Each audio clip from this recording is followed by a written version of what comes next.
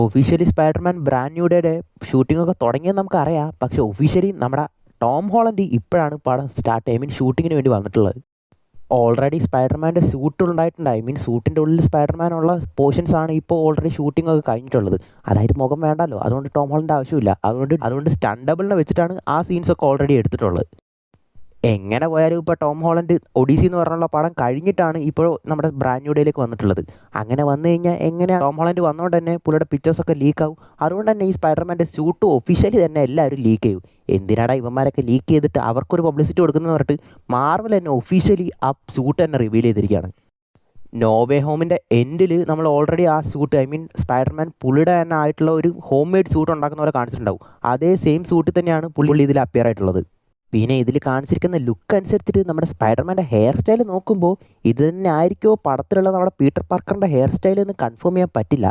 കാരണം Tom Holland ഇപ്പോൾ ഒഡീസി എന്ന് പറഞ്ഞിട്ടുള്ള നമ്മുടെ ക്രിസ്റ്റഫർ നോളൻ്റെ പടം കഴിഞ്ഞിട്ട് ഇപ്പോൾ ബ്രാൻഡ് ന്യൂ ഡേയിലേക്ക് ജോയിൻ ചെയ്യാൻ വന്നിട്ടേ ഉള്ളൂ. സോ ചിലപ്പോൾ അതിലെ ഒരു ഹെയർ സ്റ്റൈൽ ആയിരിക്കും ഇത്. ചിലപ്പോൾ നമ്മുടെ ഒഫീഷ്യലി പീറ്റർ പാർക്കറിൻ്റെ ഷൂട്ടിംഗ് ഒക്കെ തുടങ്ങുമ്പോൾ ഈ ഹെയർ സ്റ്റൈൽ ചിലപ്പോൾ മാറാനും ചാൻസ് ഉണ്ട്. പിന്നെ ഓൾറെഡി നമുക്ക് അറിയാവുന്ന കാര്യമാണ്, അതായത് സ്പൈഡർമാൻ എന്ന് പറയുന്ന ഒരാൾ ആരാണ്, സ്പൈഡർമാൻ പീറ്റർ പാർക്കർ ആണെന്നുള്ള കാര്യം ഇപ്പോൾ നമ്മുടെ വേൾഡിലുള്ള ആർക്കും അറിയില്ല, നമ്മുടെ ഡോക്ടർ സ്ട്രേഞ്ചിൻ്റെ ആ സ്പെല്ല് കാരണം. അതുകൊണ്ട് തന്നെ മൊത്തം ഒന്നേന്ന് തുടങ്ങുന്ന പോലെ സ്പൈഡർമാൻ പുള്ളിയുടെ ലൈഫ് തന്നെ ഒന്നേന്ന് തുടങ്ങുന്ന പോലെ ആയിരിക്കും ഈ ബ്രാൻഡ് ന്യൂ ഡേ എന്നുള്ള പടം തന്നെ സെറ്റ് ചെയ്തിരിക്കുന്നത്.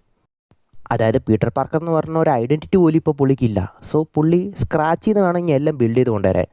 മാത്രമല്ല പുള്ളിക്ക് കോളേജിൽ പോകണം, അതിൻ്റെ ഫീസ് അടയ്ക്കണം, അതിൻ്റെ ഇടയ്ക്ക് നാട്ടുകാരെ രക്ഷിക്കാനുള്ള ഈ പരിപാടിയും ചെയ്യണം. എല്ലാം കൂടി എങ്ങനെ ഈ ചെറുക്കാൻ മാനേജ് ചെയ്യുമാവും? അതുകൊണ്ടാണ് പുള്ളിനെ സ്പൈഡർമാൻ എന്ന് വിളിക്കുന്നത്. With great powers come great responsibility ആണല്ലോ.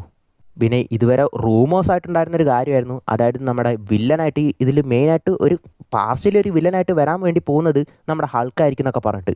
പക്ഷേ ഒഫീഷ്യലി ഇപ്പോൾ കൺഫേംഡ് ആയിട്ടുള്ള 2 കാര്യങ്ങളാണ്, അതായത് 2 ക്യാരക്ടേഴ്സ് ഇതിൽ കൺഫേംഡ് ആയിട്ട് വരാൻ വേണ്ടി പോവാണ്.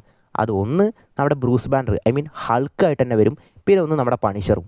ആക്ച്വലി സോണിയുടെ ആണ് സ്പൈഡർമാൻ്റെ റൈറ്റ്സ് ഉള്ളതെങ്കിലും ഈ മാർവൽ സ്പൈഡർമാൻ്റെ പടം ഇറക്കുമ്പോൾ അല്ലെങ്കിൽ അങ്ങനെ തന്നെ ഇറക്കുള്ളൂ. കാരണം ഒരു ക്യാരക്ടർ ഒരു മാർവൽ ക്യാരക്ടറിൻ്റെ അണ്ടറിൽ വരുന്ന പോലെ സ്പൈഡർമാൻ അവർക്ക് കാണിക്കാൻ പറ്റുള്ളൂ.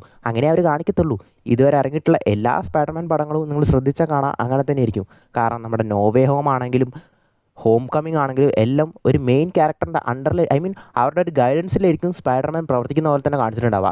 ഉദാഹരണത്തിന് നമ്മുടെ ഡോക്ടർ സ്ട്രേഞ്ച്, അയൺമാൻ, ഇങ്ങനെയൊക്കെയുള്ള ക്യാരക്ടേഴ്സ്. അതേപോലെ തന്നെ ഇതിൽ നമ്മുടെ ബ്രൂസ് ബാനറിൻ്റെ അഡ്വൈസോട് കൂടിയായിരിക്കും സ്പൈഡർമാൻ ഇനി അങ്ങോട്ട് ചിലപ്പോൾ ഡെവലപ്പ് ചെയ്യാൻ വേണ്ടി പോകുന്നത്. പിന്നെ കുറേ ലീഗ്സൊക്കെ പറഞ്ഞിട്ടുള്ള വേറൊരു കാര്യമാണ് സ്പൈഡർമാനും നമ്മുടെ ഹൾക്കും തമ്മിലുള്ളൊരു ഫൈറ്റൊക്കെ ഉണ്ടെന്ന്. അതും വെറും ഹൾക്കല്ല, സാവേജ് ഹൾക്ക്. ഇനി ഈ സാവേജ് ഹൾക്ക് എങ്ങനെ വരുന്നുള്ള കുറച്ച് തിയറീസ് ഉണ്ട്, അതാണ് ഞാൻ പറയാൻ വേണ്ടി പോകുന്നത്.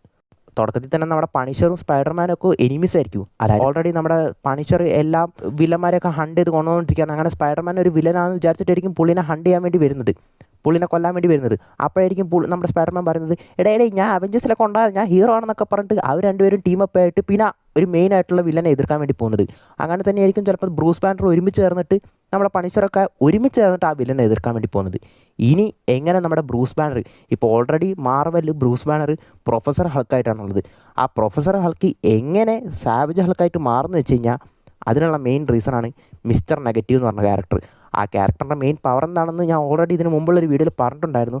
അതായത് ഒരാളെ ടച്ച് ചെയ്ത് കഴിഞ്ഞാൽ ആ ആളുടെ നെഗറ്റീവ് സൈഡ് പുറത്തു കൊണ്ടുവരാൻ വേണ്ടിയിട്ട് മിസ്റ്റർ നെഗറ്റീവിന് പറ്റും. സോ ഇവർ തമ്മിലുള്ളൊരു ക്ലാഷിൽ ചിലപ്പോൾ നമ്മുടെ പ്രൊഫസർ ഹൾക്കിനെ ഈ മിസ്റ്റർ നെഗറ്റീവ് തൊട്ടിട്ട് പുള്ളിയുടെ റേജ്ഫുൾ ആയിട്ടുള്ള ആ മോൺസ്റ്റർ ഭാഗം സാവേജ് ഹൾക്കിനെ അങ്ങനെയായിരിക്കും ചിലപ്പോൾ പുറത്തു കൊണ്ടുവരാൻ വേണ്ടി പോകുന്നത്. അങ്ങനെയാണെങ്കിൽ മാത്രമേ ഈ സാവേജ് ഹൾക്കിനെ ഇപ്പോൾ റീസണബിൾ ആയിട്ടുള്ള ഒരു റീസണിൽ പുറത്തു കൊണ്ടുവരാൻ വേണ്ടി സാധിക്കുള്ളൂ. സോ അങ്ങനെ നോക്കുമ്പോൾ ഇതും ചിലപ്പോൾ നടക്കാൻ വേണ്ടി ചാൻസ് ഉള്ള കാര്യമാണ്. പിന്നെ ഇതിൻ്റെ കൂടെ തന്നെ വേറെ കുറച്ച് റിമൂവേഴ്സ് ഉണ്ടായിരുന്നു. അതായത് നമ്മുടെ സേഡി സിങ്ക് അത് നമ്മുടെ സ്ട്രേഞ്ചർ തിങ്സിലൊക്കെ കണ്ടിട്ടുള്ള മാക്സ് ഈ പടത്തിലുണ്ടെന്ന് പറഞ്ഞിട്ട് ചിലപ്പോൾ MJ ആയിട്ടാണ് പുള്ളിനെ കാസ്റ്റ് ചെയ്തിരിക്കുന്നതെന്നൊക്കെ പറഞ്ഞിട്ടുണ്ട്. അപ്പോൾ നിങ്ങൾ വിചാരിക്കും ഓൾറെഡി നമ്മളൊരു MJനെ കണ്ടല്ലോ, പിന്നെ എന്തിനാണ് പുതിയ MJ എന്ന്. അത് മിഷൽ ജോൺസ് എന്ന് പറഞ്ഞിട്ടുള്ള വേറൊരു ക്യാരക്ടറാണ്. പക്ഷേ ഈ MJ ആയിട്ട് നമ്മുടെ ഐക്കോണിക് സ്പൈഡർമാൻ്റെ ലവ് ഇൻട്രസ്റ്റ് ആയിട്ടുള്ള മേരി ജെയിൻ ആയിട്ടാണ് ഈ സേഡി സിങ്ങിനെ കാസ്റ്റ് ചെയ്തിരിക്കുന്നതെന്നാണ് പറയുന്നത്. അതെന്താണെന്ന് നമുക്ക് വരുമ്പോൾ എന്തായാലും അറിയാം. എന്തായാലും ഈ ഒരു suit Tom Holland Spiderman Andrew ഗാർഫീൽഡിൻ്റെയും ടോബി മഗ്വയറിൻ്റെയും ഒക്കെ ആ സ്പൈഡർമാൻ സൂട്ടിൽ നിന്ന് ഇൻസ്പയർഡ് ആയിട്ടാണ് ഇൻസ്പയർഡ് ആയിട്ടാണ് ക്രിയേറ്റ് ചെയ്തിരിക്കുന്നതെന്ന് നമുക്കത് കണ്ടാൽ തന്നെ മനസ്സിലാവും. കാരണം രണ്ടുപേരുടെയും സൂട്ടിൻ്റെ ഒരു ഒട്ടിക്കൽ പോലെയാണ് ആ സൂട്ടുള്ളത്.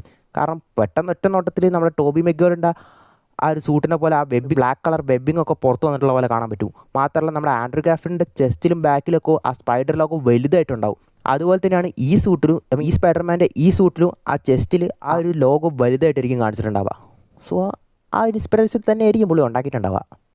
പിന്നെ നോവേ ഹോമിൽ തന്നെ ആ സൂട്ട് നമ്മുടെ സ്പൈഡർമാൻ ക്രിയേറ്റ് ചെയ്തിട്ട് ഒരു സ്വിങ്ങിങ് ഉണ്ട്. ആ സ്വിങ്ങിങ്ങിൽ തന്നെ കുറച്ച് തിളങ്ങുന്ന പോലെ ഉണ്ടാവും ആ സൂട്ട്. ആ ഒരു തിളക്കം ഇവിടെയും ഫീൽ ചെയ്യുന്നുണ്ട്. ചിലപ്പോൾ അതൊന്ന് ടോൺ ഡൗൺ ചെയ്താൽ നല്ലതായിരിക്കും. സോ ഈ ടീസറിനെ കുറിച്ചും ഇപ്പോൾ പറഞ്ഞിട്ടുള്ള അപ്ഡേറ്റ്സിനെ കുറിച്ചൊക്കെ നിങ്ങളുടെ അഭിപ്രായങ്ങൾ എന്തൊക്കെയാണെന്നൊക്കെ താഴെ കമൻറ്റ് ചെയ്യുക. സോ പുതിയൊരു വീഡിയോയിൽ കാണുന്നവരെ ബൈ.